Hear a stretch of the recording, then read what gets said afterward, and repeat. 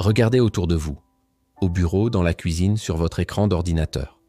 Ils sont partout, ces petits carrés de papier, généralement jaunes, que l'on colle et que l'on décolle sans y penser. Le post-it. Pourtant, cette invention en apparence banale n'aurait jamais dû exister.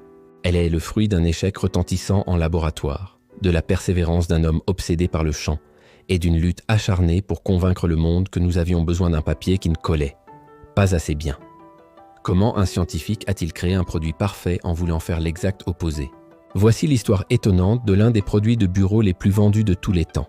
L'histoire commence en 1968 au sein de l'entreprise 3M, connue pour son ruban adhésif Scotch. Le docteur Spencer Silver, un scientifique passionné, travaille sur un projet ambitieux, créer une supercolle, un adhésif ultra résistant pour l'industrie aérospatiale. Il échoue lamentablement.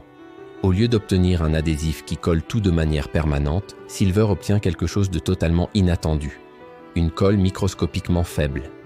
Il la décrit comme une microsphère, capable de coller légèrement à une surface, d'être retirée sans laisser de traces, et surtout, d'être réutilisée.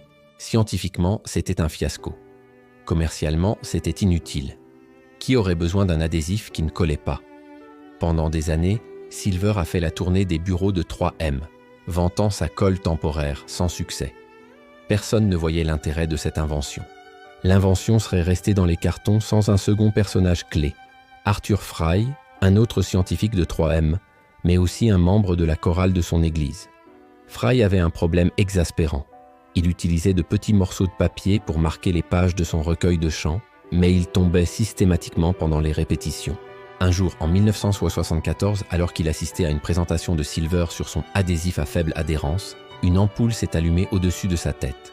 Et si l'on pouvait mettre cette colle sur le dos d'un papier, le marque-page tiendrait en place sans s'envoler et on pourrait le retirer sans déchirer le livre. L'idée du post-it était née, un marque-page repositionnable. Fry a créé les premiers prototypes dans son laboratoire, les distribuant à ses collègues. Le succès fut immédiat, mais pour une raison inattendue. Le post-it s'est révélé être bien plus qu'un marque-page. Les employés ont commencé à l'utiliser pour laisser de petites notes à leurs collègues, pour marquer des documents sans les endommager, pour écrire des rappels à coller sur leur téléphone.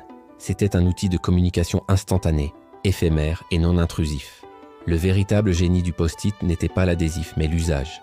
Pourtant, 3M était toujours réticente. Ils ont d'abord lancé le produit sous le nom de Press and Peel dans 4 villes test en 1977. Ce fut un échec retentissant. Fry et son équipe ont compris l'erreur. Il ne suffisait pas de vendre l'idée, il fallait faire essayer le produit. Ils ont lancé l'opération Boise Blitz, une campagne massive d'échantillonnage auprès des secrétaires de l'Idaho. Les résultats sont stupéfiants. Après avoir utilisé le produit gratuitement, 90% des personnes interrogées ont déclaré qu'elles l'achèteraient. L'essayer, c'était l'adopter. Le produit est officiellement lancé sous le nom de Post-it Note en 1980, avec sa couleur jaune emblématique qui n'était autre que le papier de récupération le moins cher disponible à l'époque. Le succès est planétaire.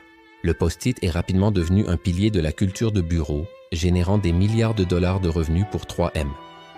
Il a même été exposé au Museum of Modern Art de New York comme un exemple de design utile. L'histoire du post-it est un puissant rappel que l'échec en science peut être le prélude à l'innovation, à condition d'avoir la curiosité de chercher une nouvelle application.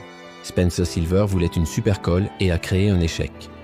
Arthur Fry a trouvé le problème qui correspondait parfaitement à cette solution ratée. Aujourd'hui, il existe plus de 600 produits post-it différents et la petite note jaune continue de simplifier nos vies. La prochaine fois que vous collerez un pense-bête sur votre écran, souvenez-vous que derrière ce geste simple se cache un chimiste qui a échoué à créer une colle forte et un choriste frustré qui cherchait simplement à ne pas perdre sa page. C'est la preuve que les meilleures inventions ne sont pas toujours celles qui résolvent un grand problème, mais celles qui répondent avec élégance à une petite frustration quotidienne.